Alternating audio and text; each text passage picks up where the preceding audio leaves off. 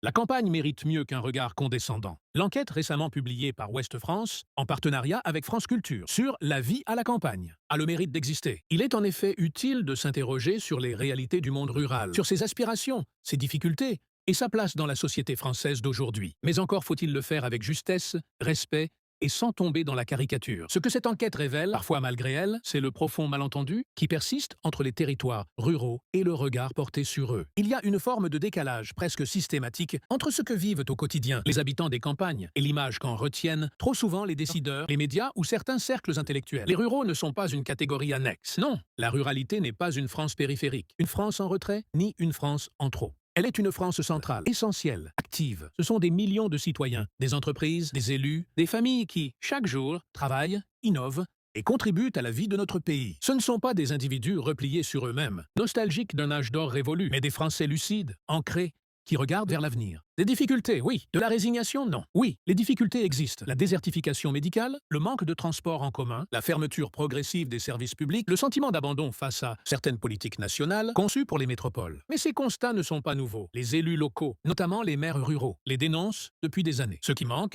ce n'est pas le diagnostic, c'est la volonté politique d'y répondre. Une richesse humaine, un modèle d'avenir. L'enquête souligne que les ruraux associent l'avenir de la France à des valeurs comme l'humanité, l'honnêteté, la solidarité et le travail. Est-ce un hasard? Certainement pas. C'est dans les territoires ruraux que s'expérimentent aujourd'hui des formes nouvelles de résilience. Circuits courts, initiatives citoyennes, redynamisation des centres-bourgs, préservation de l'environnement, vie associative intense. Loin d'être des terres en déclin, nos campagnes sont des laboratoires du futur. De la reconnaissance, pas de la commisération. Ce que les territoires ruraux demandent aujourd'hui, ce n'est ni la pitié, ni une mise en vitrine folklorique. C'est la reconnaissance de leur rôle structurant, des investissements équitables, une représentation juste dans les instances nationales et une politique ambitieuse pour leur développement. Nous appelons donc les médias, les institutions et les pouvoirs publics à changer de regard, à écouter, à comprendre et à agir enfin à la hauteur des enjeux. Et pour aller plus loin, venez nous rencontrer. Je vous invite chaleureusement à venir échanger avec les élus ruraux de toute la France lors du Congrès national des maires ruraux, qui se tiendra les 26 et 27 septembre 2025, au Palais des Congrès du Futuroscope. Ce sera l'occasion de découvrir concrètement nos motivations, nos solutions